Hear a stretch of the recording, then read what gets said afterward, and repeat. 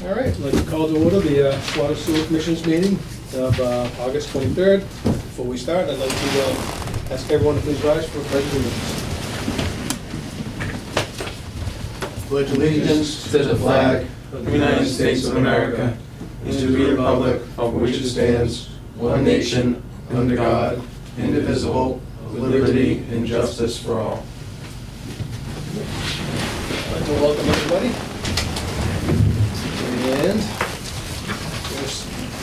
first things first, we have some minutes to approve. We have two sets of minutes to approve. Do you guys have any questions on either of them before we? I read them, they're fine. Same here. Good. Okay, having said that, then I would like to make a motion to approve the meeting minutes of the July 26th, 2022 meeting of the Norton Board of Water and Sewer Commissioners. Second. All in favor? Aye. I would now like to make a motion to approve the meeting minutes of the August 9th, 2022 meeting of the Norton Board of Water and Sewer Commissioners. Second. All in favor? Aye. Aye. Thank you very much. Steve, can you see if that's on mute right there? Does that say mute on the bottom, the microphone? On the bottom of that tablet, is the microphone crossed out? Bottom left corner. Bottom left corner. It is. And it's crossed So out. it's muted? Yep. Good catch.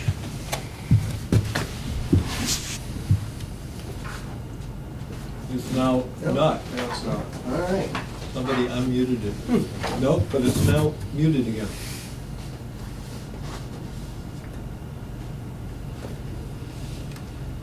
Ah. It isn't anymore.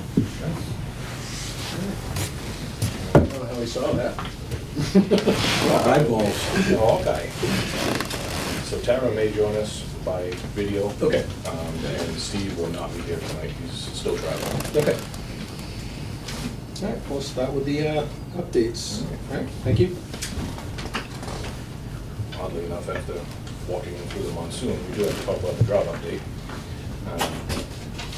As of August 9th, we remain under the level 3 extreme drought classification. That's in place by Mass DEP and the EEA. About 40% of Massachusetts is under that level 3 drought condition. One of the other things that we do monitor besides the EPA and Mass DEP is a site that is called Drought.gov. And that actually gives you access to the National Integrated Drought Information System, which has a multitude of information about rivers, streams. I think we have to have that specific setting up for the rainfall camera. amounts in the county For the or screen even by behind you. certain. Could you hang on for forecasting. Could you hang on for 1 minute? Should I give you just a Yeah, you can sit there. Maybe it's something proper.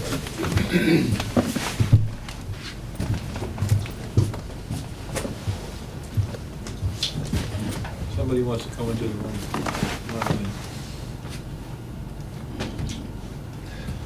Thank you. You get up on music, well, I guess it's okay.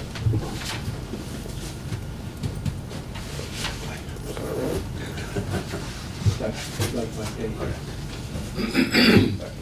I guess. Thank you.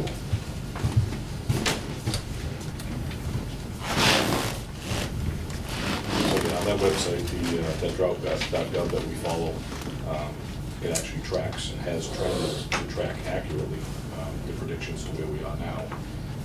Mass DEP seems to follow the same trend and get the same information that's on there. A lot more information than the average person would need, but definitely a good website to follow, tracking river streams, aquifers, all of that on there. So before today's rain, as of August 21st, they were actually planning them to enter the level 4 drought classification within 2 weeks. So hopefully, with what we have now and everything that's upcoming, we'll see that actually put a halt to where we are and possibly start going the other way. What will that entail if we have to go from 3 to 4 in regards to restrictions, telling us? Each individual water supplier will have their own list of restrictions that they're going to have, with the basic ones in place like we already have now. The outside usage of any type, which we have now under level 3. No handheld hoses, no anything, basically anything that's non-essential is gonna be put on hold or possibly try to reschedule to outside of the peak demand hours, Yep. which we're already doing for our flow tests, which are required. We had a couple residents call that were concerned why they saw us out doing flow tests, why they saw notifications of a flow test. Legally, certain buildings based on size are required to perform preventative maintenance on their fire suppression systems, which include flowing water, to show that they're actually working. But can't they put that off for, they don't have a note? It depends on the I insurance. mean, I'm just Yep. asking the No, question. we've asked the same Okay. question. The insurance companies usually will dictate when it has to be done, and that's based on their coverage, so that their rates don't go skyrocketing, saying that they were non-compliance. Okay. You know, we can typically shuffle them around to a different time in the same quarter, but if they're required to take it, you know, second quarter and fourth quarter, we have no jurisdiction to tell them that they can't unless we physically don't have water.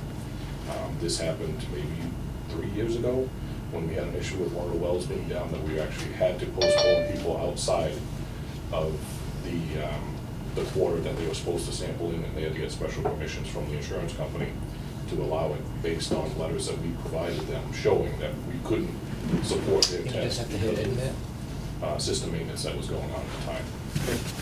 So there is quite a few hoops to jump through, something that we really don't look forward to doing. Sure.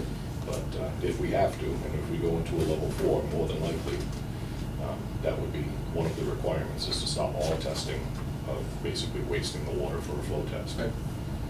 So we've had technicians out at random times during the day, early hours, late hours, checking around. Found a few houses that people had been out there still using sprinkler systems or sprinklers attached to the hose. We haven't been slapping people with fines, we've been notifying people. For the most part, the people that we've run across are fairly new to town, weren't aware of the restrictions we have in place based on our water permit. And some weren't even aware that we were in the level 3 drought, which, you know, I guess if you don't follow the media or the news, you Yep. you probably wouldn't know about it. Like, I can understand that, so we haven't gotten to a level where we have to enforce anything.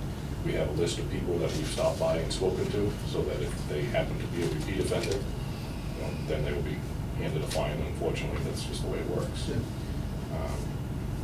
You know, once we heard about the classification of drought that was changed when John attended, what was that meeting?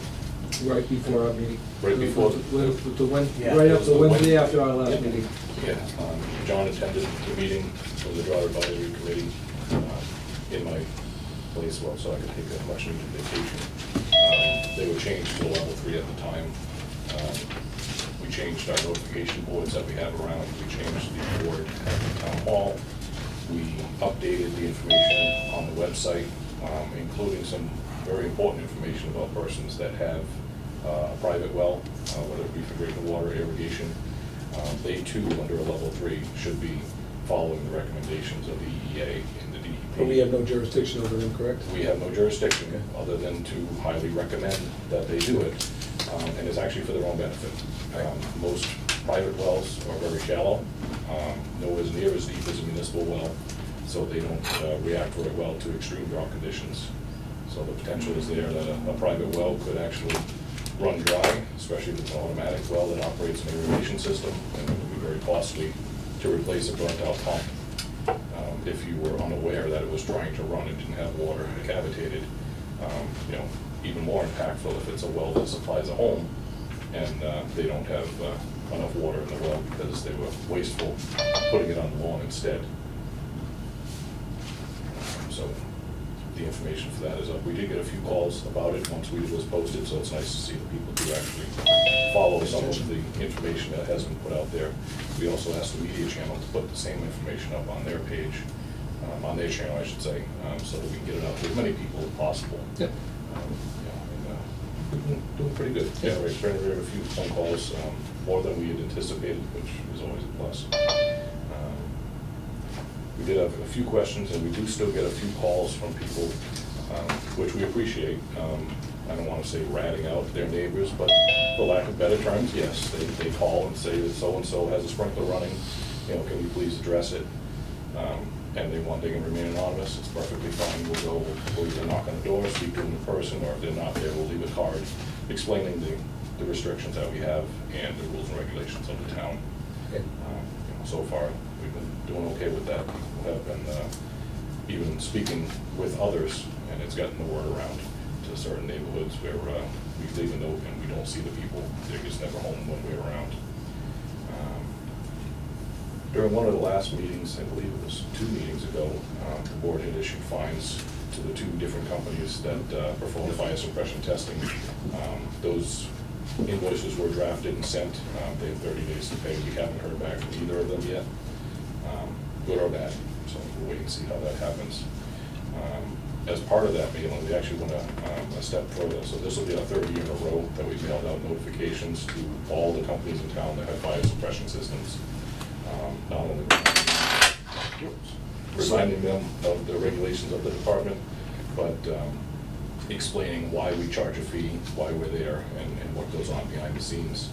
So we went a step further this time, and any of the locations that had an out-of-state mailing address or a P.O. box, we actually sent the guys out and hand-delivered notices to those businesses that are in town, so that the local managers or local persons running that facility would understand what our requirements are, because we feel that there's probably a disconnect between the corporate office that may be in San Diego and a local business that may be working here. That actually generated quite a few calls. All the information was passed along to them, and they were very understanding. And most of them, unfortunately, said that they received the 2 previous letters, which is Well, at least they got this one. At least they got this one, and everyone's got to, Right. So a few people that called were concerned that they weren't doing things correctly, and they were. We've had them and been down there many times before, so just good reaction from the notices that were sent out, and we were able to have some interaction with the customers. So we have seen some additional water demand. The fire department, unfortunately, has been busy fighting some brush fires in the area and in some surrounding towns. Just this past weekend, there was actually a brush fire on Dean Street that yeah, they worked how for a did while. that affect our system at all? It or didn't do we- affect us, but it took about 10,000 gallons to get it out. Okay. They were here for quite a while, going back and forth. Earlier that morning, on Saturday, they actually responded to Attleboro Mutual Aid off of Union. There was a transformer fire. That was there.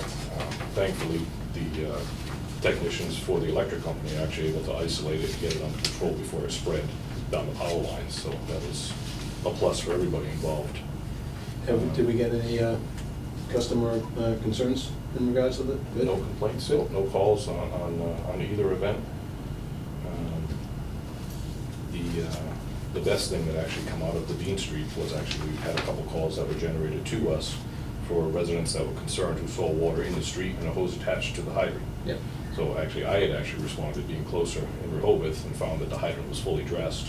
Started to make some phone calls, obviously, to the fire department. It's uncommon for them to leave a hydrant dressed without a truck there, but it was because they were working the fire coming back and forth. Many years ago, we did have another town come in, use some water, and they had actually forgotten some of their equipment. They had a change of shift and stuff, so that was all we were making sure was going on, is that it was going to be returned to It's where really- it needed to be. It's good to see people diligent when Definitely. they see something like that. We Because you don't know if someone's tampering, and if someone's, it's good to have an extra set of eyes. So Frank, when there's a fire and they attach to a hydrant, do they notify us? How does it work? 99% of the time, yes. Okay. Every once in a while, depending on who is on the lead for the fire department, they will focus more on getting the situation under control, and sometimes we'll find out about it after the fact. If it's a large event, we're called in, we monitor the system, we call in a water technician for the treatment facility, but for brush fires and stuff like that, typically they show up and they already have their truck full or half full, so they can start the attack right away. A second company would come in, dress the hydrant, and then top them off as needed. So there is definitely some possibility of improving the communication, especially now during a level 3 drought. And I'm actually working with the deputy chief on being able to monitor their call system with my town phone to know what events are going on. The problem with that is obviously it goes off for every reason. Not just, I'm responding to a brush fire or an active working fire. So we're going to see if we can work through the options on that app and see if it would only notify us for certain things, and we could use that to our benefit. As I explained to the deputy chief, actually the other day, is that right now we're operating our system a little differently than normal. So we have our set points for our booster stations, which are technically our backup supply, a little bit lower than what they would normally be during a normal system operation. So what that does is allows us to keep the elevated tanks having a longer operating range. So our wells run typically a little bit longer, but we're not depleting storage every time we want to achieve a shut-off level, unless it's really necessary. So if we get a call, and we say, oh, hey, we got an active fire, or we got mutual aid coming in, Rehoboth needs to fill up a tanker at the end of Dean Street, we could physically turn on one of our booster stations and give us a head start on the tank level. So we're just shorten the runtime for the day. There's nothing that we're doing now that's going to impact the operations of the normal events, and nothing that's going to impact the operations of a regular fire event. All it does is give us a bigger range of options in the tanks. So it's helping with tank rollover, which is difficult this time of year. Water gets warm and wants to stratify, layers want to separate. So we're doing everything we can to keep the system and keep the water quality where it needs to be with as warm as it is right now. But we'll try that out, see how it works. If it's not too invasive, we may actually put that off to the on-call phone as an option, so that whoever the on-call technician is, we rotate every week, would also have that at their disposal. If they happen to be monitoring the system, they see a drop in the tank level, they could switch over to the app and say, oh, it's because they're here and I just didn't know about it yet. Not start basically the panic process of, oh my God, something's going on that I don't know about. And I think it'll just be a smoother transition to have more information available instead of automatically setting that panic mode. Yeah, absolutely, that sounds like it could be very useful. It'd be nice to know, certainly to tell the residents and certainly for the unaccountable for. Right, if we had something big that was going on, definitely would be a step that we could also notify, through neighbors or through the media channel or something like that. And the Peter channel. And the Peter channel, if we have that access too, that we could get something out ahead of time. So, speaking of eyes open, yesterday morning, one of our technicians on the way to an appointment actually drove by Meadowbrook Lane down off of Route 140 and just happened to notice that there was a water truck connected to a hydrant. Unauthorized filling of a water truck. Really? Off a hydrant in plain sight. It wasn't like they were hidden. Meadowbrook Lane, the first hydrant's right off the main road. So he turned around, spoke with the truck driver, asked him what was going on, did he have permission, all of this. And the truck driver didn't realize he didn't have permission. They know. Oh. I'm sorry, So he I'm just- sorry, every town's the A same. private truck just pulled up to a fire hydrant and hooked up? and- What was in the truck? What was it, just a water truck? A water truck, a legitimate water truck, air gap, it was set up. Oh, it had Yep. at least that? Yeah. Okay. So after a little bit more time went on and our tech was talking with the driver, come to find out, he gathered enough information that we could get a supervisor's name, number, name of the company.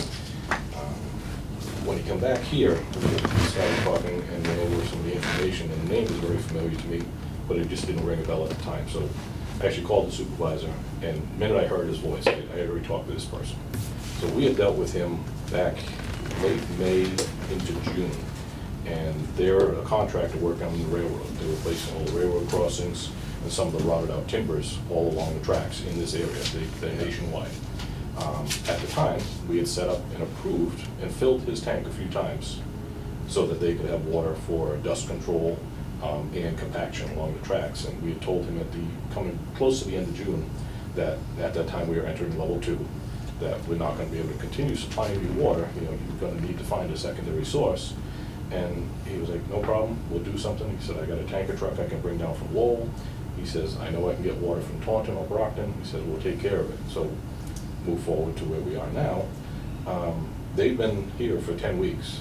They've been staying at the hotel down at the end of Commerce Way, Industrial Park. Right. They have a tanker there, 8,000-gallon tanker. When I talked to the superintendent of the job, he was furious. This was the first time, allegedly, now I'm just going by what I'm told, that they had multiple crews in to finish this job. So they worked nonstop from Thursday to Monday morning. His crew was there, and they had 2 other crews that were pulled in from other areas for backup. So they worked continuously throughout the night. He tells me that other communities, up until just recently, had always given permission to fill up off of hydrants, so it was probably common for them to pull up to a hydrant close to the job and top off their truck, which I can believe to a point. He knows that Norton is different, because we had already spoken about this. Mansfield would never let that happen. Right. And he was quite irate and was gonna be pulling somebody in the office that day, according to his conversation on the phone.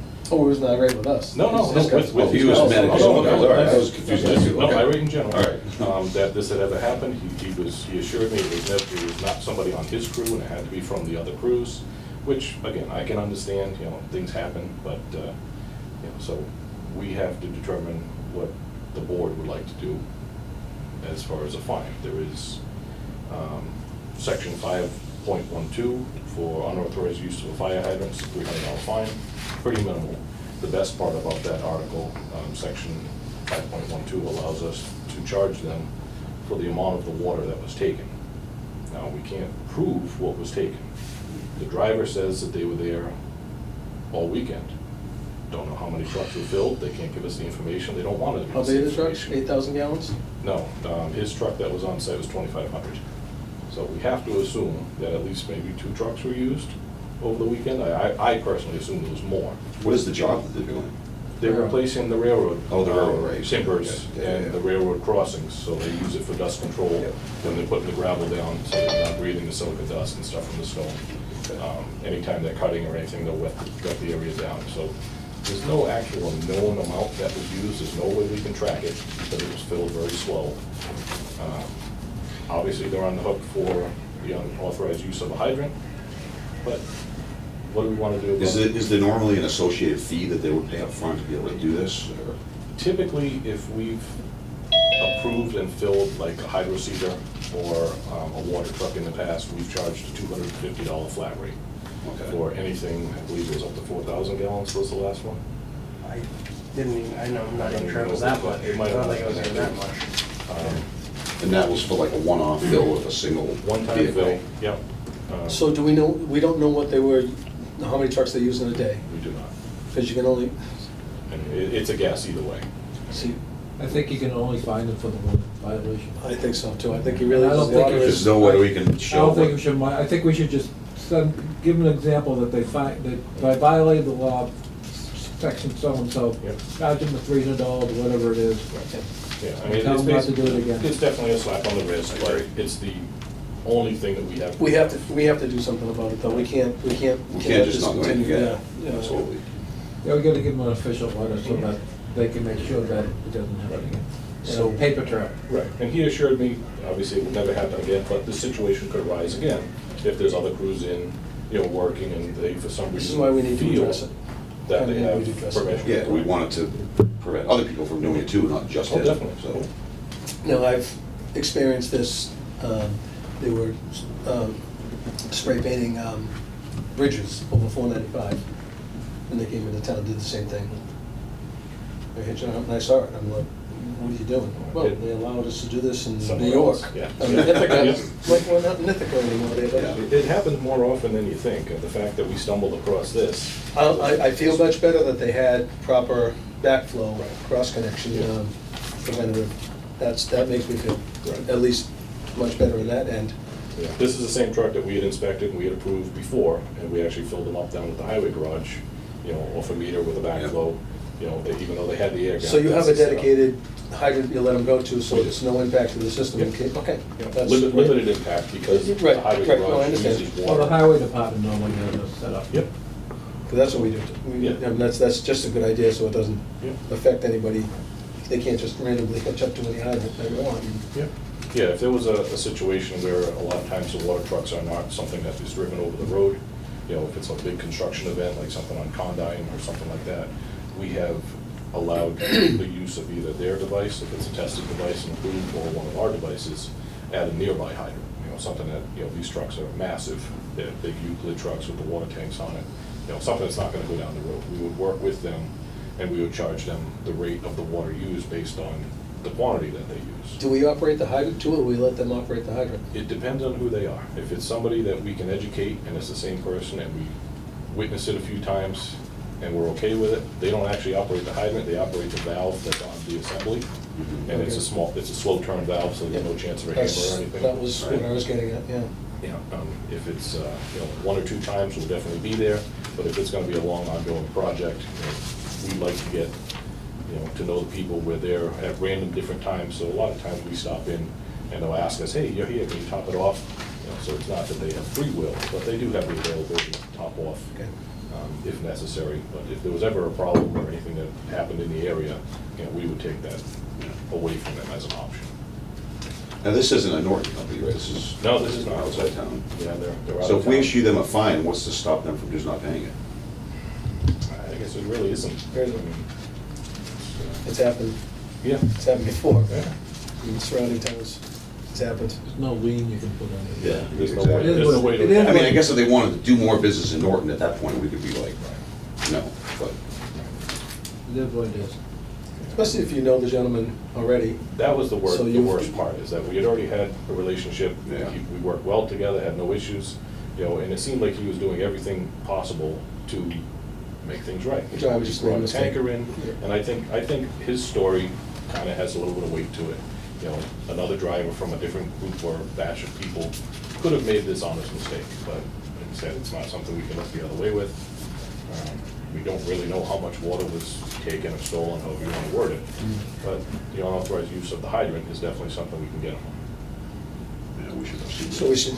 So we draw that up and then we vote on it? Is that how we do it? Or You do can we vote on it now? tonight, and I can draft it up. Okay. And we'll get that out to him in the mail. And we'll go from there. And then What is the name of the company? I will have to get that for you. If I can, give me 2 minutes and I will go grab it. And we'll keep going along real quick. Jeff, we don't have time. 4 minutes. Don't want to step over anybody. The East Main Street Mass DOT project, thankfully, is coming closer to the end, at least for the water portion. In the very near future, they will actually have to perform 2 shutdowns on 2 large sections of main up there. Recently, we had 1 shutdown that was done. It was handled during the day. There was a handful of homes that were impacted by it. Remember that. But we gave them over a week's notice, and we were able to get that system back up and running within the normal working schedule of the day. 7 to 2, I believe, is what the time was that they were actually down. These 2 shutdowns will be the remaining feeds, so they'll have to be disconnected. So there's a cross-tie feed where the municipal wastewater interceptor pipe is, basically the hump in the road. There's a connection between the newer main and the older main.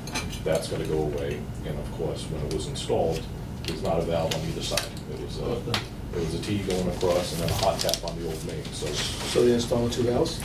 No, we're gonna have them cut and cap back at the big main. We don't wanna leave a live leg across the road, which Okay. would be the easiest option, just shutting the valve off. But that pipe is old, and, we wouldn't want it there.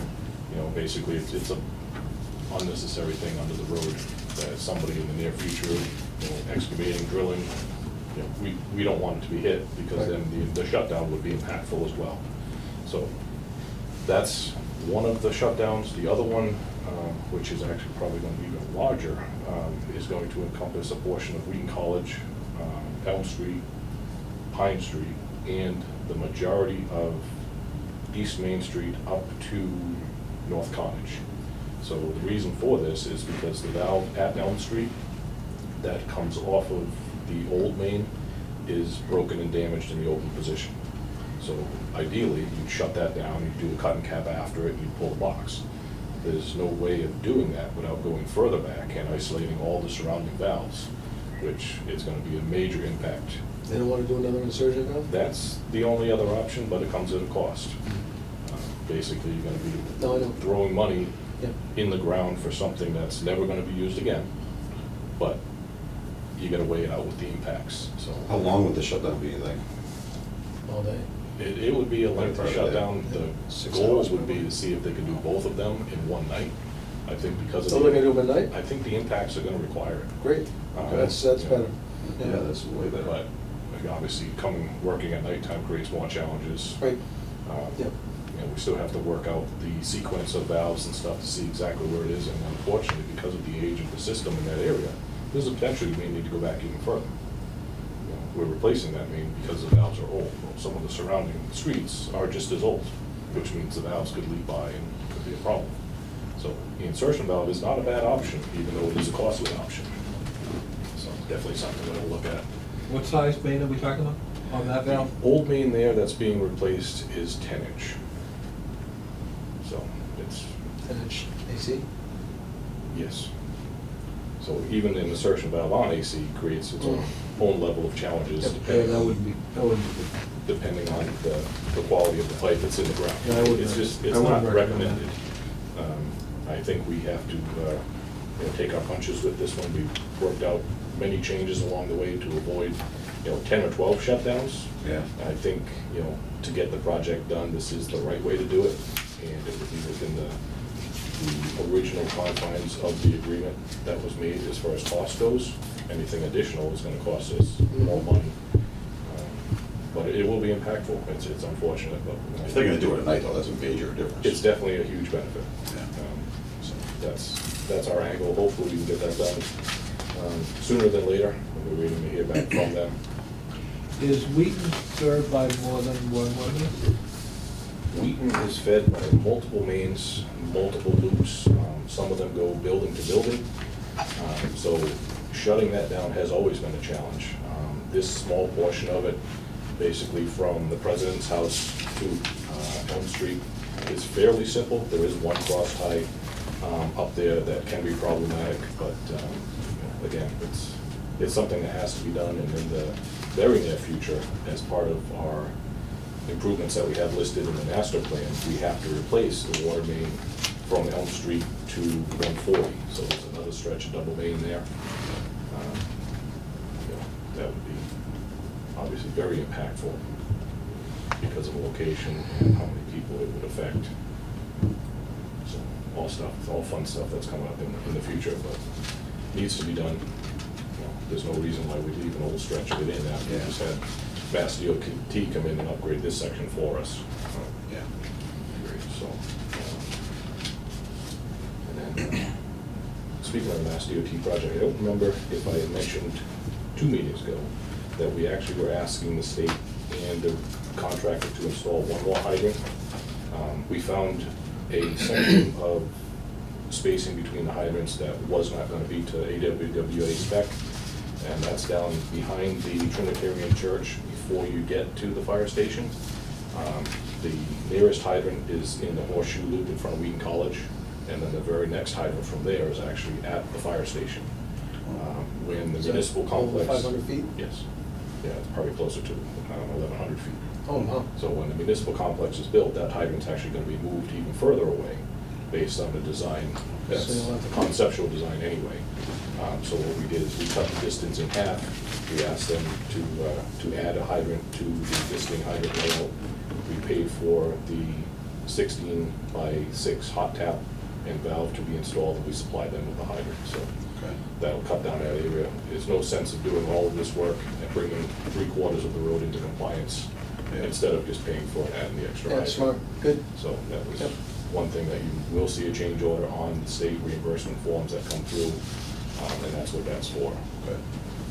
So that is what I have for my updates. Okay. If you excuse me, I'll go grab the name of that company real quick. We can. All right, so, well, Frank's going to get that.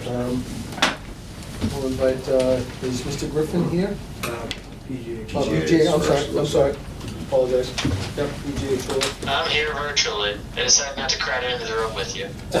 Right, thank you. And I'm here as well for the PGA Tour. Okay. Yeah, I think there's a couple of messages in the chat. I can hear most of it, but when Frank's speaking down at the far end, it's a little bit soft. I've got my volume pretty much all the way up and I can hear it, but there's a couple of comments in the chat that people are having trouble. We'll have them yell. That works. Sorry about that. No worries. We'll wait till Frank gets back till we get into it, if you don't mind. But, Sure. I think we could. You know I'm here anyway. what's that? have him You come know and I'm sit here. Sure, please. Yeah. I'm sorry, yeah. I know you got your, Thank you. your computer and everything I else. appreciate it, thank you. Yeah, well, people online, video.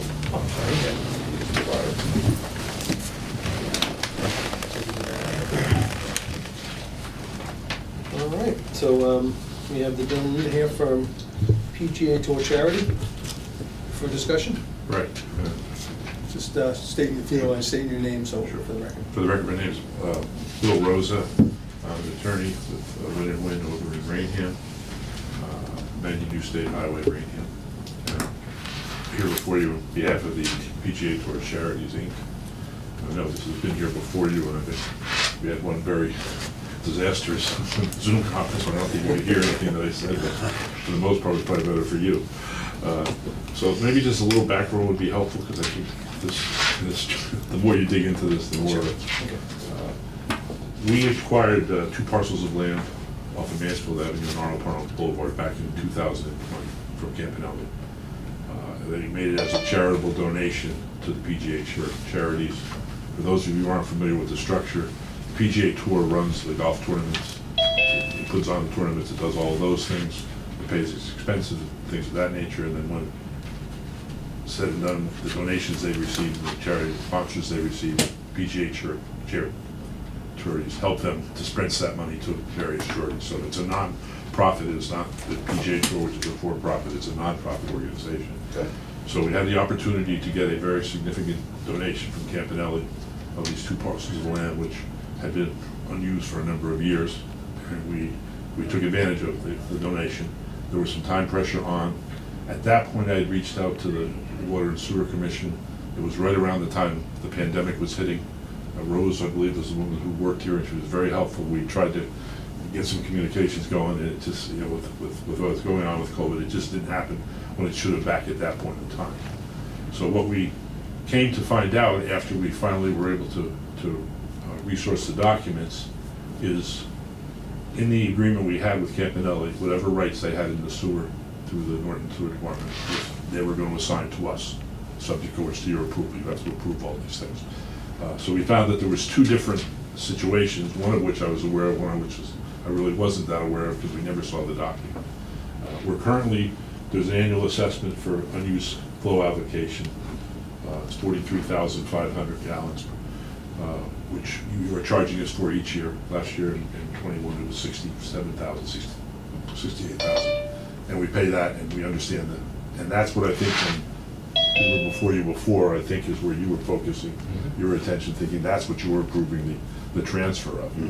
What we came to find out after that meeting, or after discussions, was that in 2013, there was a settlement agreement between Campanelli and the Water and Sewer Commission.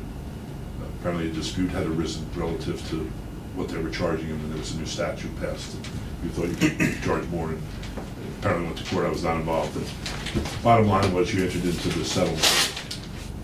What the settlement agreement says in effect is that they had a certain allocation, 173,000 gallons or 175,000 gallons at that time. They were going to give back to the commission 43,950, and then they were going to have 70,000 gallons, which they were giving back to you. However, that was available to them by a right of first refusal to use that 70,000 gallons if the need arose for it. And they pay $20,000 up front for the privilege of having that right of first refusal. That was in 2013.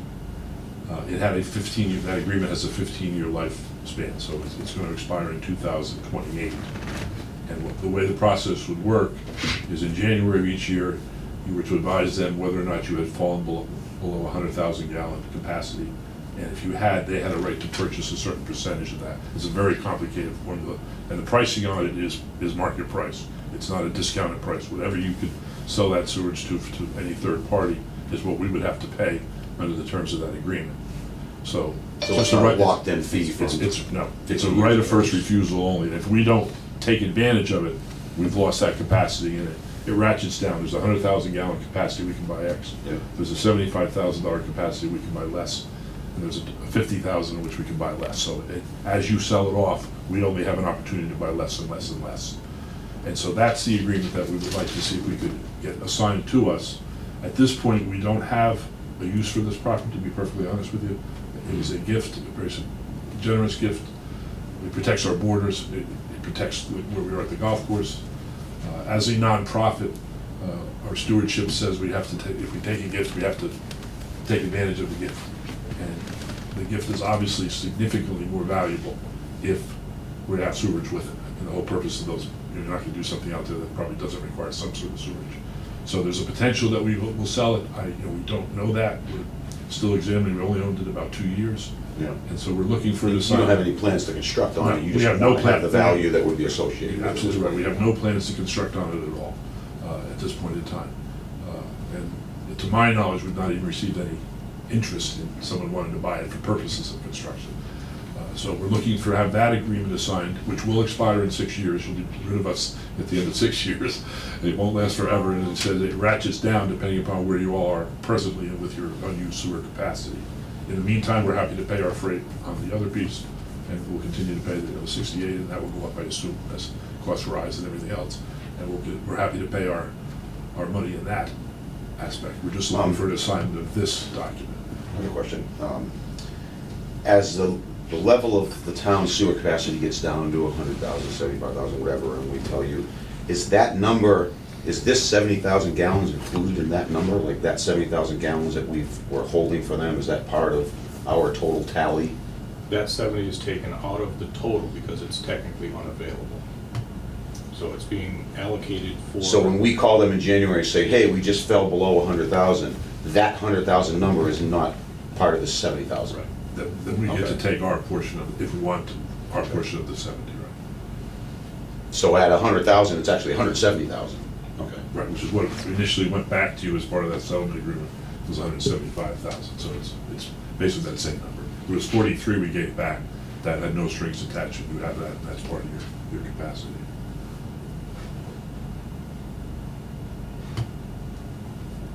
Okay. So these two parcels, they are on either side of Arnold Palmer Boulevard, right? Yes. Bordering Mansfield Avenue? Exactly. Like just the assessor's map, is the best way to see it, but the sites are very difficult. It's those two parcels. Right, yeah. So this is the driveway to the golf course, and anytime you drive by there, it's always wondered what they were gonna be putting there, and I think way back in the day, the thought was there'd be a hotel. It was supposed to be a hotel. Yeah, back in the 90s, there was the hotel, but that got shut down. I think Mansfield Avenue would have been hard pressed to handle a hotel. And also there was talks about casino back in the mid-90s, Where's your but tank? that got shut down too. our tank is over here. On that side? It's over here, yeah. So this is 196 Mansfield Ave. This is Auto Parts International. And our tank's back here. Our 3 million gallon tank back here.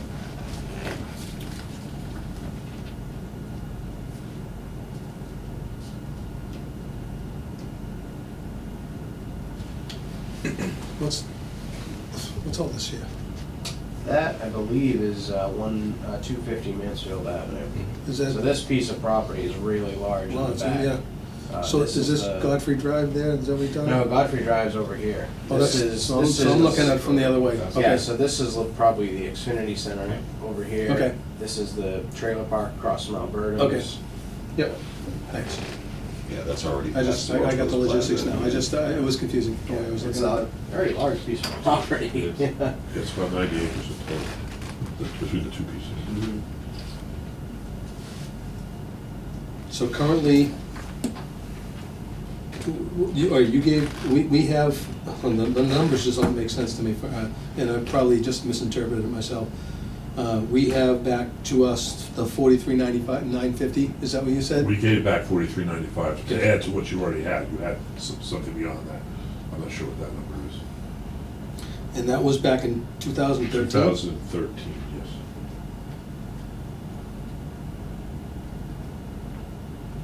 That amount stays with the town, That's there's unconditional, there's under the agreement that was ours. So basically, what's being asked is that the 70,000, the right of first refusal on that 70,000 is transferred to you until the contract Right, expires. which is 6 years from right. And then again, if you need it because you sort of get a demand, you offer it to us, and if we don't bite at it, then it's yours and you can give it away or sell it to do. And if we do take it, we don't take it at a reduced amount. It's at the market value at that point in time. So that's all it's asked, you're being asked to, we're being asked to, is 70,000 to be transferred. Well, not to be transferred, just to continue to be held pursuant to this agreement. Okay, that's what I was a little confused. So you're not asking for the 70,000 No, today. asking you You're to- asking for the ability to take it if you want it Absolutely over right. the next 6 years. Basically, a transfer of the original agreement Right. that was with Campanelli would go to TPC Charities. Correct. Just the titles would be changed, but the original agreement and dates would stay in place. Right, we wouldn't extend it. As I said, it's. And fees and everything else stays, it's just a name change, Would right? there be a swap, because Not- there's 20,000, I believe, 20,000 or 25,000, I remember the exact total, that was in escrow from Campanelli Yeah, I in think it was order to 20,000. hold this. That would have to be returned to them from this department because it's in an interest-bearing account. And then that money would come from TPC Charities to hold that Right, agreement. we would- If the we would agreement is replace it. That $20,000 that we, It's an Is that what you're escrow. I talking don't know about? if you've- As part of the agreement that was made back with the select board and the town manager at the time of 2013, they agreed to hold that 70,000, not charge the annual capacity fee, and Campanelli gave 20,000 to the town. That was the agreement that was worked on at the time.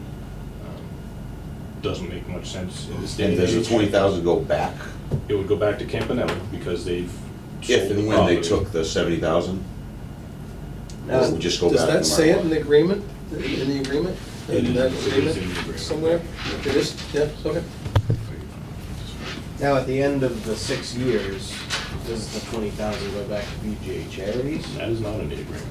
So, That's, You're absolutely right. Read through that, you can read through it 5 Yeah. different times, you can read it different ways. My interpretation, it doesn't show that it's in there of who gets the 20,000 plus interest at the end of the 15-year term. I don't, it wouldn't make any much sense to me why the board, under good thinking, would not want to keep that money. Exactly. that doesn't make You any know, sense to me. Why would they sit on 70,000 that's Yeah. worth? That, I have the same thought process. I mean, it's in the agreement, I mean, it's nothing, I mean, I just don't understand it. I don't understand from our point of, from the town's point of view, Right. why they would enter into something like that. Right, yeah, I mean, conversations we had with Rose before she left, she remembers that the board at the time wasn't in favor of this agreement. It was an agreement between Campanelli, the select board at the time, and the town manager. The water and sewer commissioners ultimately signed off on it, because obviously they were overridden. So that's why you see signatures from previous board members on that agreement. It was basically forced upon them, for lack of better terms. Okay. I'm a little confused as to what the $20,000 is actually for in the first place.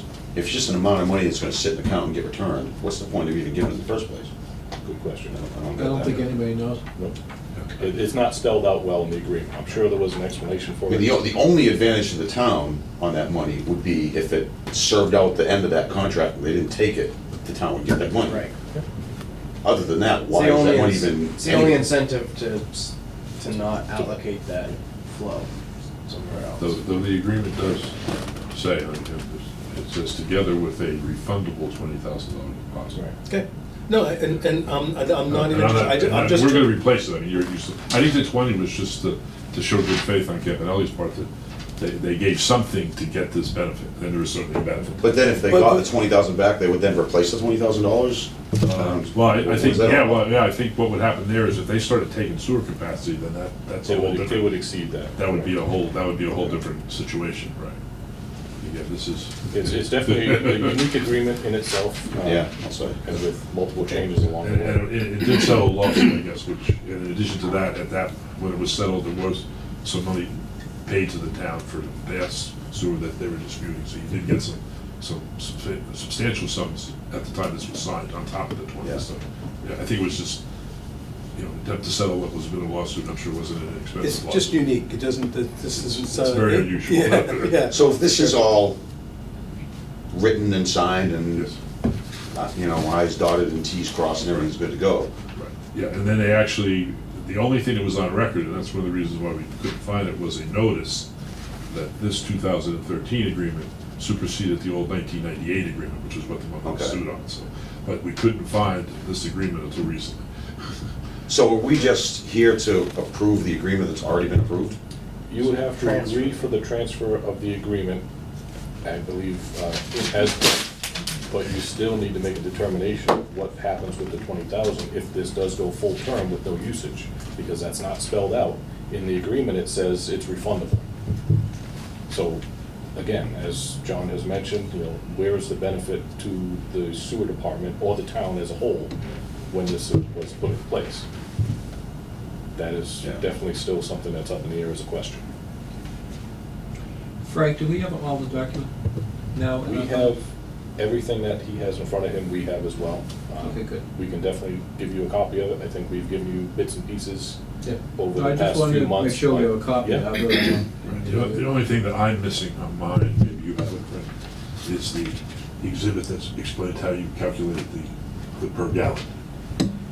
I don't know if we have a copy of that. Was that for the 98 agreement or the No, that was in 2013? this agreement, there was a Okay. formula in Exhibit A, and I didn't have that. I don't think we have that either. There's language in here, you take your expenses and you allocate it, I mean, there's kind of a methodology, but that exhibit might have been a little more specific. I'm sure it was, and I'm sure it's gonna be very different from the way it's figured now, so I don't know So if we maybe it's should good go that that's back and lost. figure it.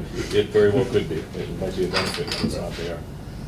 Just like portions of that 98 agreement that cannot be found for whatever reason. The documentation is, You wanna take a look at that, Steve? I do not. I don't blame you. if you have trouble sleeping, it's a great antidote for that, I will tell you that, because it's, So do we know exactly the motion we want, other than the But that's- refundable $20,000? Well, it sounds like we're not sure about what that, is there a fundable meaning that money goes back at the end of the term of the contract, or does that mean that it doesn't? What's your interpretation of the word refundable? my interpretation, and again, it's not biased on who I represent, it would seem to me that it would be returned to them. It was a deposit to, it was like a down payment on a house. If you don't close on the house, the money goes back to the seller or the buyer. That would be my but again, it's certainly not clear. I'm not gonna give you advice and suggest that it But they resolve. said it was refundable. It says, does use the word refundable, which would suggest But that. it sounds like it goes back no matter what, whether they take the Now- sewer flow or not. Now, If they take the sewer flow, I think then you've got a different thing, because you've used your, So at that point, some of that, some or all of that $20,000. that would be my used interpretation, you to take it. Go Now, towards the sewer flow that they in take. the case of 196 Mansfield That Ave, actually makes sense. it was spelled out that that agreement was transferred upon the sale of the property.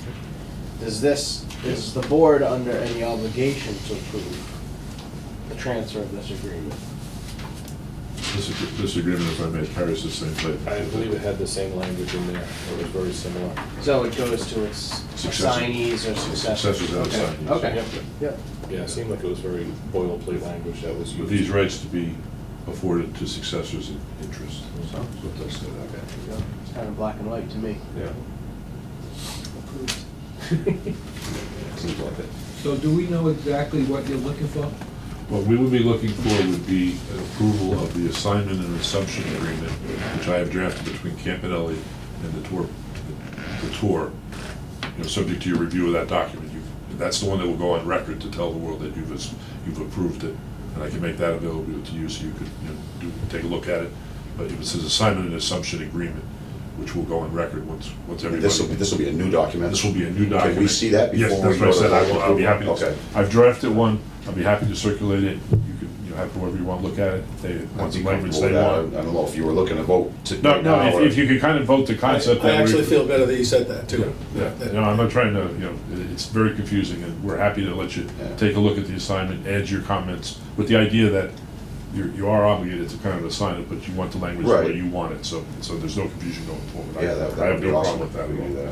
that. That's fair, it's only fair after what's being done. You know, it'd be nice, this was like a bird sanctuary or something like that. That'd be nice if they put that there. It may end up that, I'm not sure what. There was one there before. Was it really? Yeah. It's down the road. You're gonna spend your money on something. I know.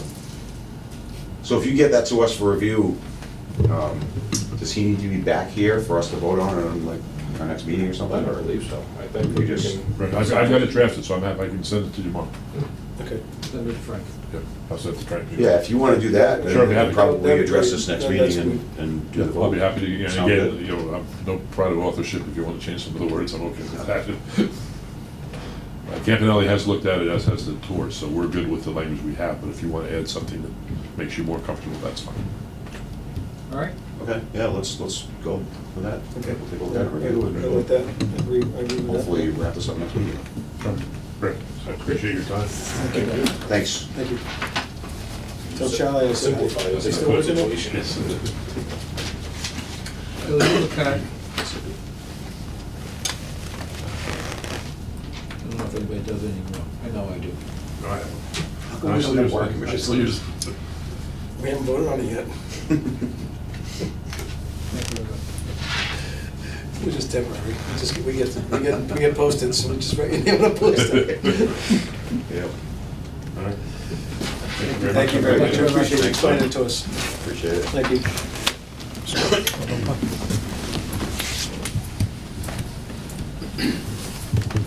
My numbers didn't add up either, by the way. Yeah, So I wrote them all down. I'm terrible at math, and No, I'm no, thinking, I I'm wrote not everything getting down and this. it didn't make any There's a sense. 43,500 and there's a 43,950. As I said, I wrote down the same numbers, and so it'd be curious to see the whole rest of the. Yeah. I can definitely send you a copy of the 2013 agreement. I know it was passed on you guys a while back. Yeah. But I can bring it to the top of your email if you really want to look through it. It's I confusing. got laundry I gotta do. I got it. Sorry. It's very confusing. Thank you. Thank all you. right. Mr. Griffin, are you on? I'm here. How are you? Yes. Can you hear us okay? We'll speak up a little louder. Yeah, if people are closer to the tablet and the mic, then their audio comes off pretty good. If you're far away, then I have my volume pretty much all the way up here for my headphones, so I can hear it. But I know there's a couple of messages in the chat where people are having trouble. Okay. But yeah, anyway, thanks for having me on the agenda this evening. Again, I'm Tim Griffin. I'm the chair of the Norton Planning Board. So I wanted to just kind of speak to you guys about kind of the Pine Street project in particular, and then just kind of a general discussion about what the best way for this body is in terms of when the planning board should reach out, could reach out, etc. To kind of better communicate and work together and row in the same direction. So, Frank, I'm not sure if you forwarded along the comments that I had sent to the group, or whether you want me to restate them, or how you want to go about this, or... If you want to go ahead and ask them Yep. one by one, we can address them Yeah, as a group. Thank you. Okay. But yeah, so I think I'll start on the small and then I'll go wider afterwards. But yeah, for the Pine Street project in particular, obviously a number of the residents near the project have talked about water quality on Pine Street as a reason why they don't like the idea of the project.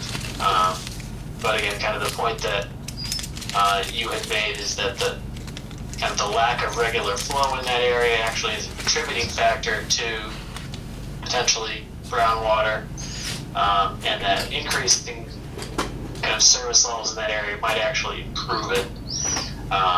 So obviously this is a more complicated, easier question to ask than it is to answer, but in terms of having some kind of defined kind of engineering-esque way to look at it, is there a way to say that this area has this size water mains and this level of service, which would support X number of houses or businesses, as opposed to the X it currently has, or something like that, as opposed to just kind of leaving it more of a kind of as a concept. Because I think a lot of the residents, when we explained your notes during our last hearing on this project, we'll be speaking about the project again a week from now, and they all thought it made sense. But at the same time, I'm not an engineer. I don't think many of them are engineers, so if there was a kind of something that was pulled out of some kind of water management engineering platform or something that we could share, that would be good to have. If it's not something that we have, then we don't have it.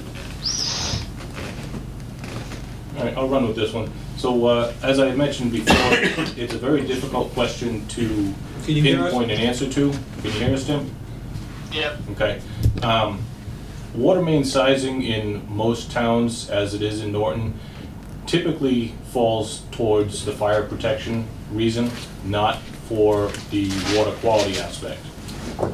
Norton has been designed and continues to be designed to make sure that there is sufficient fire flow in town, and to keep it as simple as possible. You don't want to have smaller mains or larger mains sandwiched between the opposite size main. So you don't want to go from a big main to a small main to a large main, because you change the flow of the water, and by changing the Create a flow... bottleneck and pressure and Yeah. bad things. Exactly. So one thing that we did was to alleviate that first problem, was to replace the main on Pine Street from the well to Plain Street. So there was an older pipe, an inferior pipe. It was actually, most of it was unlined cast iron, which if you think about cast iron pans, you leave some water in it, you know what it does with rust and tuberculation stuff. That was what was getting into the water based on the age of the pipe. So that water main was not only enlarged in size to aid with flow and fire protection, but it was replaced because of the material that was used. So there's a 12-inch ductile iron main that's down there that is cement lined. So the cement lining actually creates a smooth surface on the inside of the water pipe, so that less material, being minerals that settle out of water, have a chance to gather and attach to it, as if you had a pipe that was unlined, like cast iron, or an old pipe that was asbestos cement, all of which have multiple layers of problems that we could go into for hours. So the first process was replacing that water main in its entirety. The other process that was done was replacing the town-owned portion of the water services from the water main to the curb stop at everybody's property. Basically, it's where the town property changes and goes to personal property. What we connected to at some of those locations was a different varying degree of materials. Some of it was copper that was in very good shape. Some of it was copper that was starting to deteriorate, either by electrolysis or just by age. Different thicknesses of copper were used over the years, and even a few of them that were connected to were plastic or even black iron, which is probably the worst material that you want for a water service. As water flows through those different types of materials, over the years, they were all impacted by the aging water mains around. So they also require system flushing of the homeowner's portion, something that's not done, and most people don't even realize that it should be done on a routine basis. So our steps were obviously replace the water main, replace our town-owned portion of the service, and then we recommended operations of flushing the home's services, and we actually provided spacer bars to a few of the residents who were interested in doing that, and we didn't hear back from too many of them. So we have to assume that it did improve the quality, even if it was short-lived. Flushing the water mains is an ongoing thing. Flushing the house service is also something that has to be a routine maintenance thing, just like it would be flushing your hot water tank. There's multiple things that are going on. I think I might have explained it to you or another person briefly, that would benefit by having additional flows down there, meaning additional homes connected to it, or a cross connection to another road where it would change the direction of flow under normal circumstances. What we believe that happens down there is when the water leaves well 1, which is 167 Pine Street, the water actually leaves the well and takes a right-hand turn. It doesn't go past most of these residences that are seeing the dirty water. The water from 167 Pine Street taking a left up to Plain Street is basically bottlenecked. It's sandwiched between two water mains with distant flow that goes opposite directions. So the water movement there is very limited and is only moved when there is system demand by households. That allows the water to stagnate, and when water stagnates, the minerals that are suspended in the water will actually come out of suspension, settle to the bottom of the main, and just wait for the next disturbance to happen, whether it be a change in flow from a fire pump test, a hydrant running, or God forbid, an actual fire in town.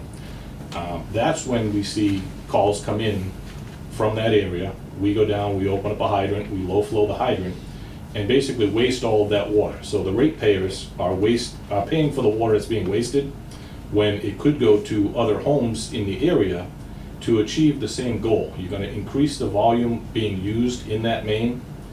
The water movement always improves water quality.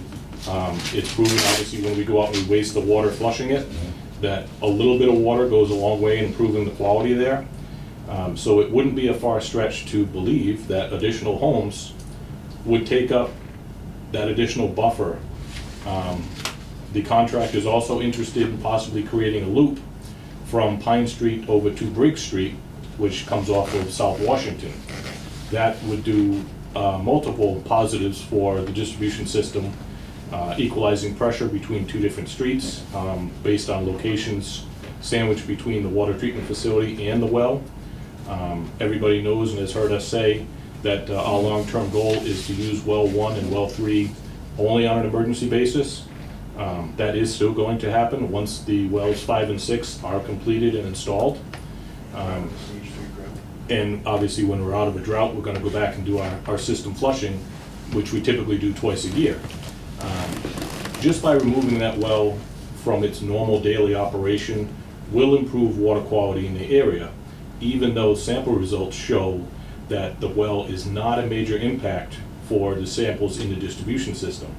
Most of our samples still come back for iron and manganese at close to or an ND amount at the sample sites that we test. We test at the cemetery at Pine Street, which I believe is number 10 up near Wheaton College, and the other nearest sample that we take is 304 Taunton Ave. And the reason I mentioned earlier that the water leaving well 1 takes a right is because the water quality samples at 304 Taunton Ave match identical to what we see coming out of well 1. There's no rhyme or reason why it comes out and takes that direction. There is a very costly study that we could do to do a hydraulic model and see what is going on. We've done everything we can as far as field testing with making sure valves are open. There's no partially closed valves, nothing that's obstructing the flow, other than the fact that it has its way that it wants to travel, basically like going down a freeway, and that's why we believe stagnation is the major issue there. And the only way to improve stagnation is either by flushing or increasing demand. Your question about, is a 10-inch main supposed to support 100 houses, or does a 2-inch main, have too many homes on it? There is no rhyme or reason that goes behind that. We have 2-inch mains that have 5 or 6 houses tied off of it. We don't have a water quality issue at all. We have mains that are 16-inch in size that have very few homes on it, and we don't have a water quality issue. It all kind of falls back on what we believe is going on, which is the stagnation of the water. Our engineers, I don't know if Tara is on tonight, she did have another venue that she had to go to. If there's specific questions that you want us to pass off to our water engineer, I can definitely do that for whoever's on. But in a nutshell, that's basically what we believe is going on. Also remember that we're a business. Many people don't realize that. We have a product that we sell. The more product that we sell, the easier it is for us to keep our costs down for all of our users. So having additional homes supplied by Norton Water and Norton Sewer is a benefit for all of the other ratepayers in town. I know there's definitely been some pushback about the building of that property. And I have to be here and maybe be the first one to mention, there's other areas on Pine Street that developers are also looking at. So this is not the end all for that location. There is other projects that could be coming down the pipe.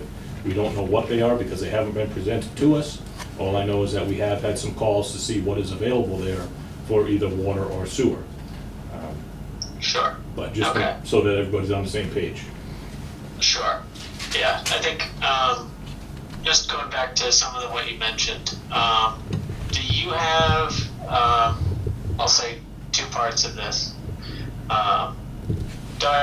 documentation or a best practice for a homeowner in terms of flushing at the homeowner level, as well as information on those spacers that you mentioned, which I could point people to at the next session or something like that? So in the past, when we had residents complain, we would respond. Typically we'd open up a hydrant closest to the complaint. I would say 70 to 80% of the time, the lateral itself came out dirty. The water right behind it, which is actually from the water main itself, was clear or cleared up within a few seconds. That leads us to the problem being on the homeowner's side. At the time, a few of our technicians were out, explained the process of flushing the homeowner's service. It is a pretty simple process for most people. Basically, you'd want to go around, you'd want to open up all of your outside spigots if possible. If you can put a hose on it so it doesn't make a mess. You know, we understand there's mulch and everything there. But the goal is to open up as many cold water faucets at the same time that don't have the screen or the aerator on there, so that any debris that does come loose from the service or from the internal plumbing doesn't clog the aerator. We don't recommend doing that if you have a single valve faucet, so that would be the ones that you typically see in the kitchen sink. You got the one valve in the middle that you operate left or right, because the orifices are very small and very easy to clog. So for internal plumbing, it's usually best to use a tub if you have one, because it's typically a 1/2 inch or a 3/4 open pipe that fills your tub. No screen, nothing to worry about clogging. That's something that should be done. We recommend doing it after our flushing program goes by, because that would be the time that you have the potential to pull in any sediment from the system while we're out flushing. That's also the same time we recommend, if anybody has a filtration system, wait till we pass the area, wait till you see the water's clear, and then do a replacement of your filter. If you have a filter, you want to obviously remove it or bypass it so you can get the maximum amount of flow in your water service while you're doing that flushing event. You know, obviously it's something we can't recommend doing now with the level 3 drought, and even if we drop down to a level 2, it's something that we wouldn't recommend. There's just not that much water to go around for those type of purposes.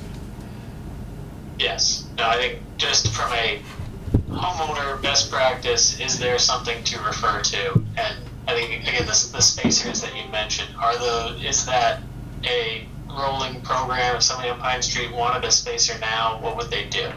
It wouldn't happen now because of the drought, and it's... Drought yeah, accepting the drought. the drought, I'm nobody's going to call up and do it tomorrow. Do it tomorrow, Yeah. but...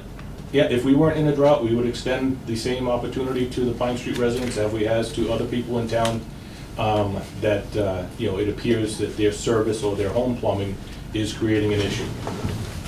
Again, some of the older plumbing that was connected to on Pine Street could be the reason that people are seeing this, and it's not actually being seen in the distribution system. It's very common, unfortunately, in older towns like Norton and surrounding towns, that the exact reason why the water quality inside the home is poor is because that there's still a small section of old service that was left, especially if it's iron pipe. There's not much worse that you can connect to and deal with water quality issues. Yeah. Is there any documentation about the spacers, or a program Word document or something, or is the best approach, if somebody is interested for a non-drought condition, to reach out to you directly? No, the first process for that would be to notify the department that you're having an issue. We would go out, we would obviously, like I mentioned, flush a hydrant nearby, make sure it's not a problem in the distribution system. I don't know if you guys were on earlier in the meeting, I had talked about, we had some unauthorized water use just yesterday that we caught, and actually a couple weeks ago we had some major issues in a different section of town. So we would want to verify that the distribution water is clear before asking the homeowner to do any process on their own plumbing. So the first step would be to call us, notify us that you had a problem. We would obviously, you know, dispatch somebody to the area. We would hope that the person would be home at the time so we could, you know, show them what we have in the street when we're done flushing and compare it to what they have in the home. And then, you know, we would be able to go from there. Each home is unique. You know, some homes have filter systems. Some homes, you know, again, based on plumbing, it's difficult to flush.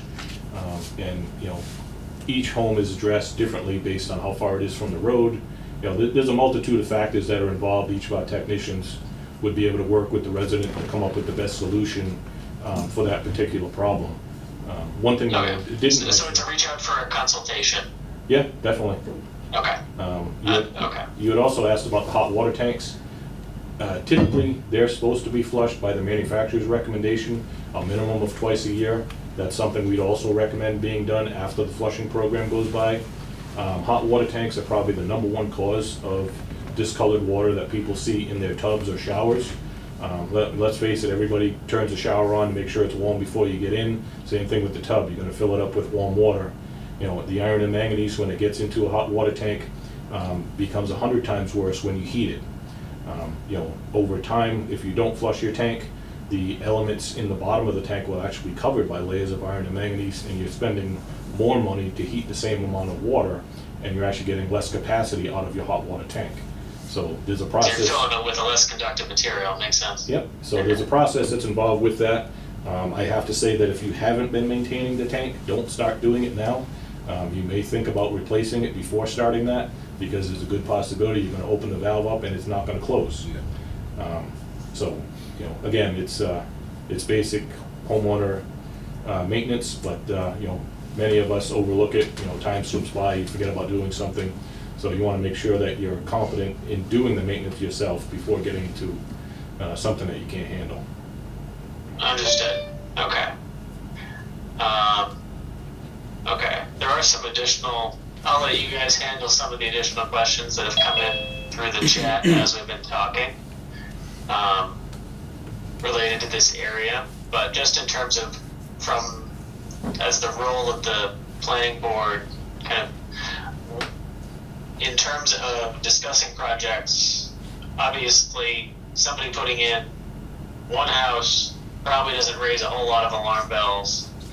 Kind of, what is the best way to kind of, obviously this is much more, I think, detail than we've gotten into in terms of water and water quality on specific projects that I've been involved with in the past. So, when would you like to kind of have some kind of a dialogue about a project, and when would you like to weigh in when you feel it's needed, and otherwise we'll leave you alone, or some other process? Well, as early on as possible is definitely the best.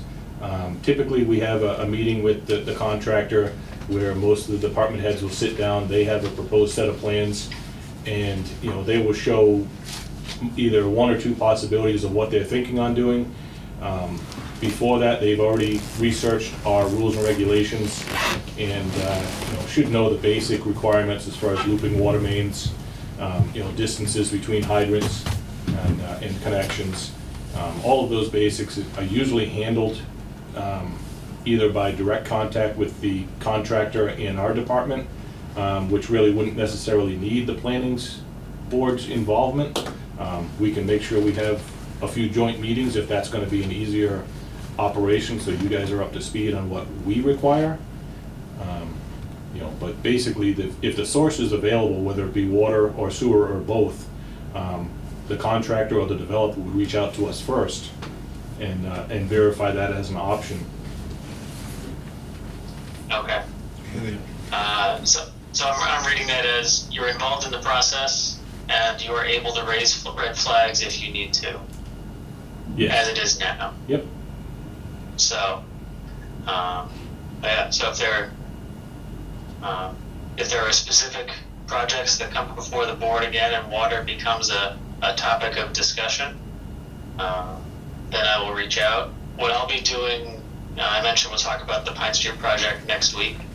I'm going to tell residents that we spoke during this session and they should watch the recording. I'll give them a summary as best I can, but that they can watch a summary, discuss what we've discussed, and if there's any further questions, that they can reach out as appropriate. Does that make sense? That makes perfect sense. Our meetings are open to the public. We have the Zoom option, which sometimes can be difficult to hear based on our location and based on whatever weather's going on. But, you know, we have the office open, people can come in, you know, sit down at a meeting, ask questions. The board's always welcome to have people come in and chat with them as well. Okay. Sounds good. I will let you guys handle any of there are some resident questions from the Pine Street area that are in the Zoom chat, so I'll let you discuss those. I'm kind of outside of my role as the chair at this point. It's not my meeting. So I'll say goodnight to you all. Thank you. Thank you. Good night, thank you.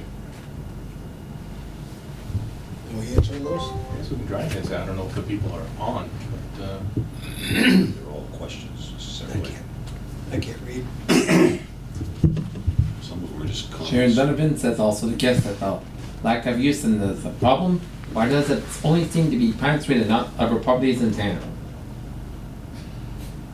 well, we'll touch on that one as well. It's not only Pine Street. We have a few random calls that we get for water quality issues, and they are addressed the same way as they are on Pine Street with hydrant flushing in the area.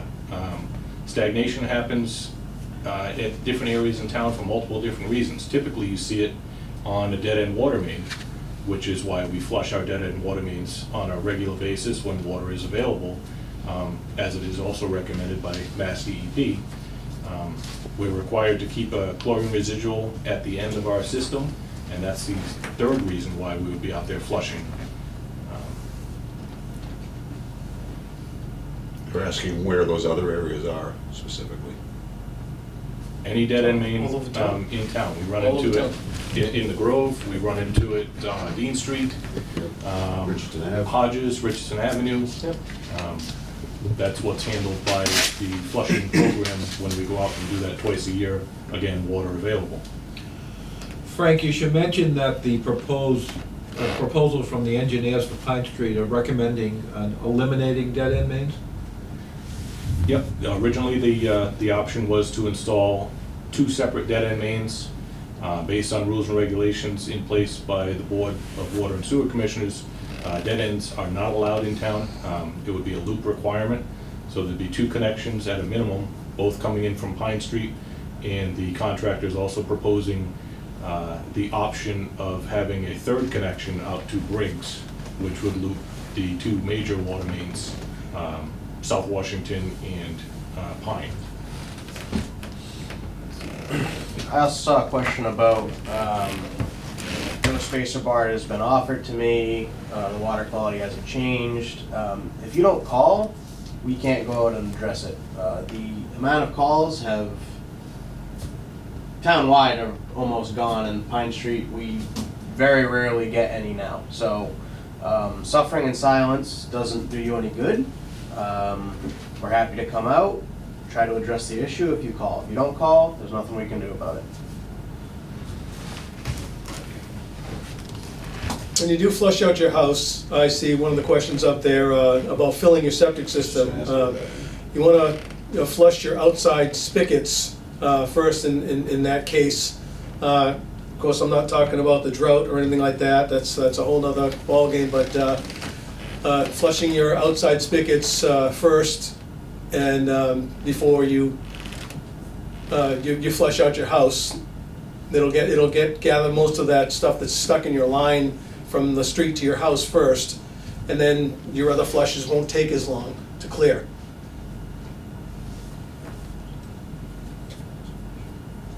I can't even read half There's this. a question about water, had groundwater today, first time. We need to know where that location is so we could address that situation. Let's see. Consistently poor. Answering the comment about it being consistently poor even after the new main was installed. Again, give us a call. We need to know what location you're at. We could look back at our records and see what the connection was that the new piping was installed and connected to. Again, there could be a possibility of an inferior product being used on the homeowner's side, something that we've dealt with for some time.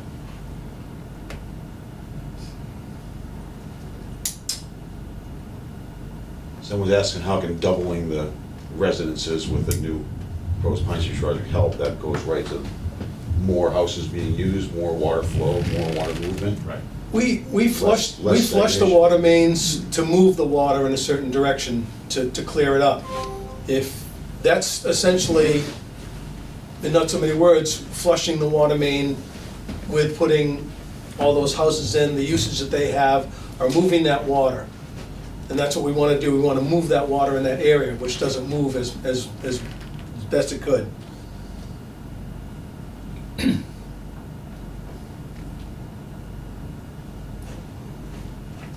need glasses, so I can't read. It says, will increasing the flow alleviate the problem or just dilute it amongst more parties? Well, to answer that last one that just came up, there is no crystal ball and no definite answer to say 100% that's the solution to the problem. It's the next step in trying to resolve the issues that are there. And by having a developer come in, add additional homes, obviously it increases the volume used in that area. And if they're willing to work with us and create the loop, it also creates potential to improve water quality. This is based on information that we've seen in other areas of town that were not originally developed and additional homes went in. There hasn't been a negative effect other than the fact that the open space has now been populated by homes, which I know is something that a lot of people don't like to see. But the additional water use has been a benefit in town. I can't read that. Is the well at the end of Pine Street, excuse me, still in service? If so, increasing the flow from that well will only make it worse by pulling more iron and manganese from that well. He's talking well one. Yeah. So well 1 on Pine Street is still in service. It will remain in service and active as an emergency source. The use will decrease once we have the wells 5A and 6A installed. Currently, they are drilled. We are pumping water from the temporary well 5A, but are still waiting on supply chain parts for 6 and 5 to be permanently installed. Well 1 is in an unstressed aquifer, so oddly enough, and against everybody's obvious judgment, Mass DEP Boston has recommended that we use that location even more than the other wells that are in a stressed aquifer. We've explained to them that that's not an option unless a filtration plant was put in there, and it's not cost effective to add a filtration plant at that location based on the small amount of yield that we're able to pull from the ground based on the Mass DEP permit. So as of right now, we are still going to follow the same process. Well 1 and well 3 will go out of service and be used on an emergency basis once we have the full operation of the water treatment facility. And there's not a drought stopping and requiring a demand of water. Well 1 puts out 200 gallons a minute while it's on, regardless of how many people are on Pine Correct. Street. It's putting out 200 gallons a minute no matter what. The plan is to limit the amount of time well 1 is on in general, because the treatment plant will be putting out significantly more water.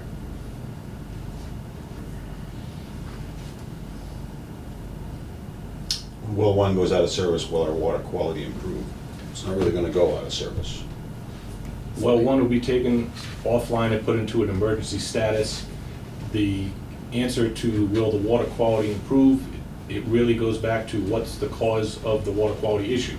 If it's an inferior water service on the homeowner side or interior plumbing issues, then the water quality will never change.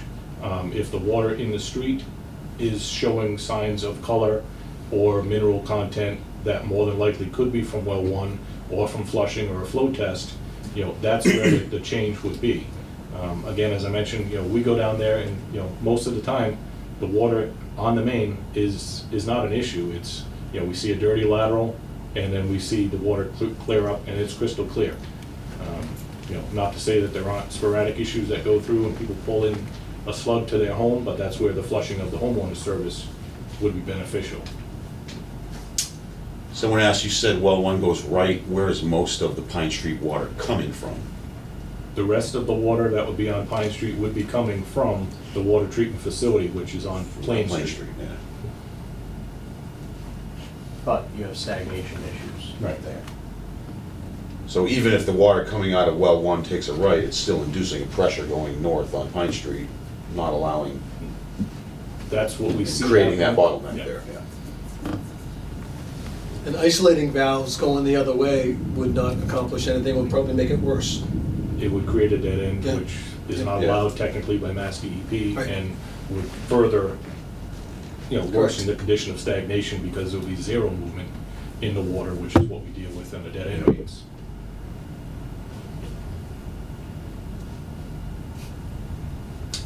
The last was just a comment. All the homeowners on the street have the same issue. No, we understand that.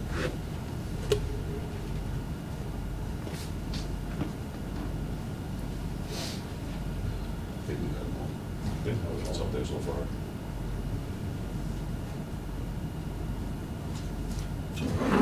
Okay.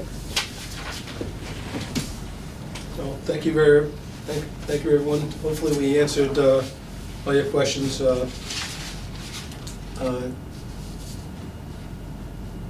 In the meantime, that being said, is Weston and Sampson here on? I believe Tara was gonna leave at 6:30, so there really wasn't too much going on about updates. We were waiting to hear back from the contractor to see if we can get a date set to mobilize at well 6. Okay. As I mentioned, I think 2 weeks ago, I was signing the approval for a temporary VFD to be used at well 6. Okay. Yep. It was a small change order, I believe it was $3,500. Weston and Sampson engineers verified that the temporary VFD would work with our situation and would be swapped out once the product that was originally spec'd comes in. The original spec date for the original VFD was going to be October. It has actually been pushed out to January. So thankfully, we have the approval for the temporary VFD, and that, once that becomes available, should be able to get them down there and mobilize. Okay, good. All right. So we could probably just go right by. I would think so, yeah. No major updates on Sewer. sewer. We have a couple calls into Eversource, trying to lock in gas service upgrades to both sewer generator locations. There's been some difficulty with our engineers having conversations with the person who sets it up. I've reached out as well and haven't heard back, so we're trying to see if there's any other avenue that we can go to before they spec the generator in its final stage for a fuel source. We want to make sure that the feed is available. It doesn't make sense to put in a propane system there if you have natural gas available in the road. The whole purpose is for something to run uninterrupted and have a continuous fuel source in case there was an emergency. My intent all along was to go with natural gas. So we'll see if for some reason it's not available based on demand in the town. They'll have to tell us that. Okay. Topics. Any new or old business? I also just want to add to the Pine Street discussion, again, water is a utility like any other utility. If you have a problem with the utility, you contact the person providing the utility. You don't just complain about it behind closed doors or, like I said, suffer in silence. If you have an issue, you need to contact us, and we'll do what we can to resolve it as quickly as we can. Yep. On our message machine, if you call and no one answers, it's after hours. There's a number to call, and they will have a technician out there after hours, no problem.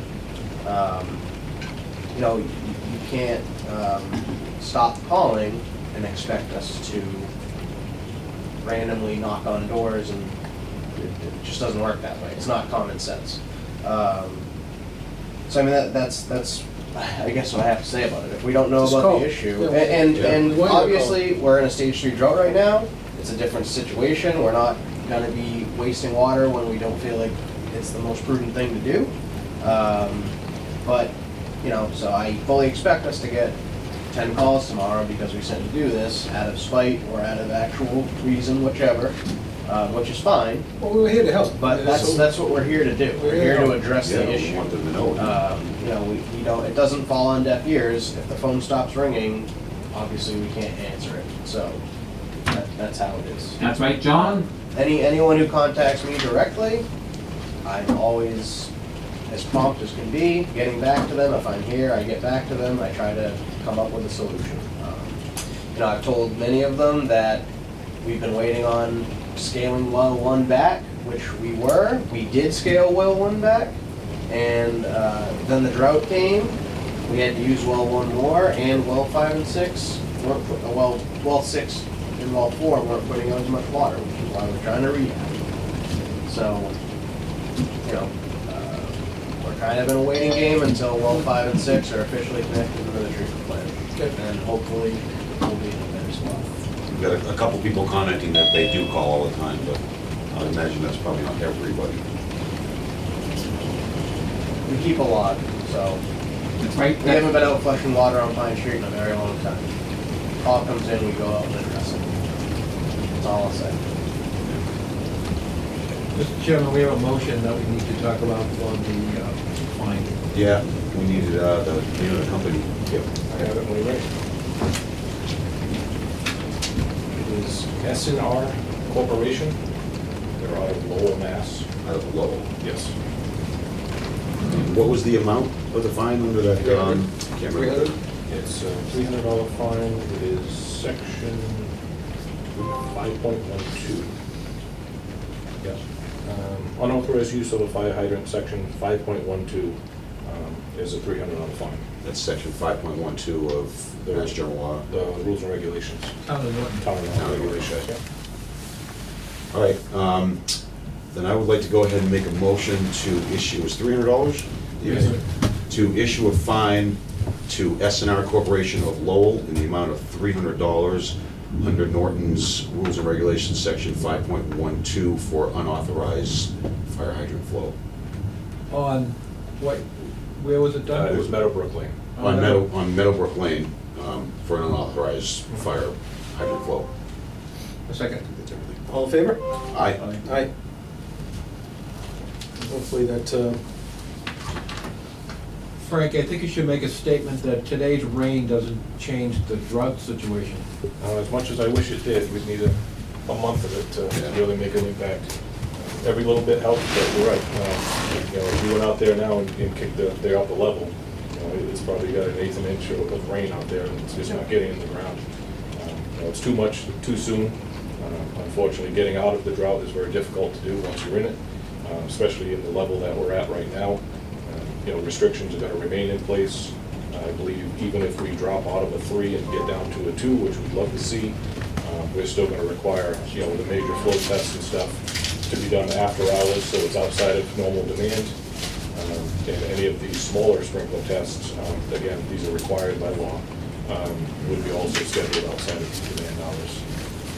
And we've recommended the companies that we deal with to try and perform these outside of this drought that we're in. But again, as I mentioned earlier, certain tests have to be performed during a certain quarter based on regulations. So we're working with them, and they're working with us, thankfully, and we'll do what has to be done in most least impactful way as possible. Yep. You know, one thing to mention, you know, not just Pine Street alone, but other areas when residents do call, you know, for an area that hasn't seen dirty water, in a while, sometimes it leads us to find unauthorized use. So there's multiple benefits to calling and letting us know of an event that, you know, might normally be outside of the normal for that area. definitely gotta commend the person that called in for that, Right. that hydrant being dressed out. Yeah. And they, you know, that's good that they called, because that's what we need. Mhm. You know, because someone does hitch up illegally, you know, only fire personnel and water personnel should be operating a hydrant. If anyone sees one being operated differently, then they should call, if they can. All right. Do we have anything we need for next meeting? So do you have any Meeting dates? Dates set? I think this is another 3 weeks. September already? My goodness. We have another week left in October. Holy smokes. Our next meeting is, The sixth? The 13th. 13th and the 13th, yeah. 27th? 27th, I may not be here. I will try to look through it, I'm sure. 13th, 27th. That's my birthday. I expect presents too. So the 27th. Cookies anymore. I had a birthday. This close, but I take it, so I go. Is the meeting adjourned? It's gonna be. It will be. Are we ready, or we need any more I from? think we're good. We got the dates and we're ready to go. Yep. Okay, I would like to move to adjourn this evening's meeting. Second? All in favor? Aye. All right. Thank you very much, everybody. Thanks. Excuse me, Peter.